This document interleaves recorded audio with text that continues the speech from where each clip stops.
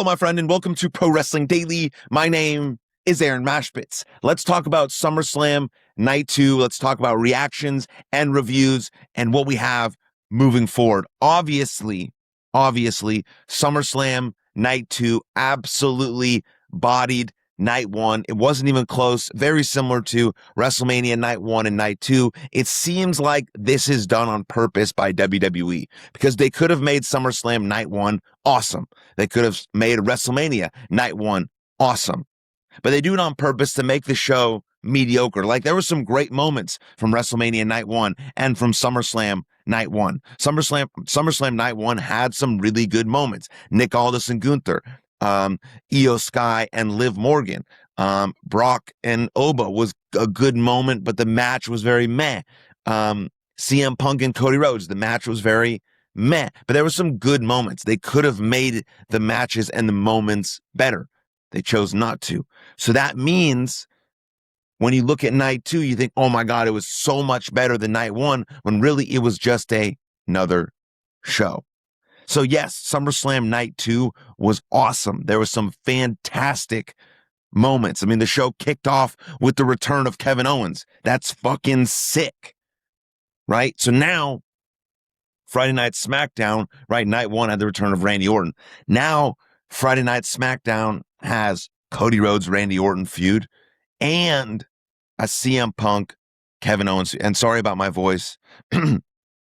My throat's been scratchy, and I may be coming down with something. So sorry about my voice. Anyways, and so Friday Night SmackDown gets an instant jump with now a feud between Cody Rhodes and Randy Orton, and a feud between Kevin Owens and CM Punk. And Kevin Owens is back. Everyone loves Kevin Owens. He's the best. So the show kicked off incredibly well. And then WWE pulled the trigger on Chelsea Green. That's fucking awesome. She's been one of the most entertaining WWE superstars for a very, very long time now. And fuck this interim bullshit championship. She is the women's champion until something else happens, until someone beats her, until Rhea Ripley beats her for the title. If Rhea Ripley comes back, Chelsea Green's not going to just hand her the title. She's not going to just hand her the title. My voice sounds so weird. I don't like it at all. I do not like it at all. And so those moments were awesome. Dang.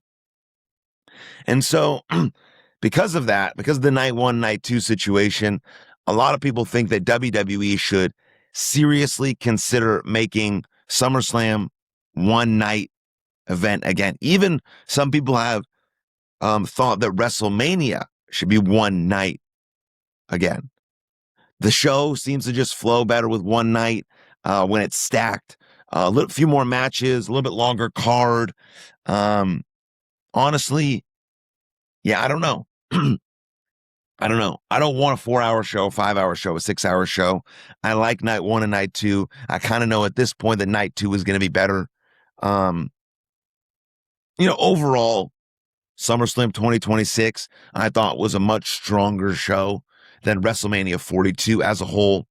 Seth Rollins, Roman Reigns absolutely crushed it. Match of the weekend, not even close. I thought Roman Reigns versus Seth Rollins was better than Roman Reigns versus CM Punk at WrestleMania. So maybe they're never going to consider one night again. That's never going to happen. But I'm saying people think they should consider it. Should they consider it? They should consider everything. They should consider everything to make the best shows possible. Will they? Most likely not, because they make too much money with 2 nights on ESPN and all this other stuff and selling tickets and blah, blah, blah, blah, blah, blah, blah. So, yeah. I mean, but one of the best moments we saw all weekend was Chad Gable. No one deserves it more. We saw a great moment with Nick Aldis, deserving that, earning that, having that WWE match.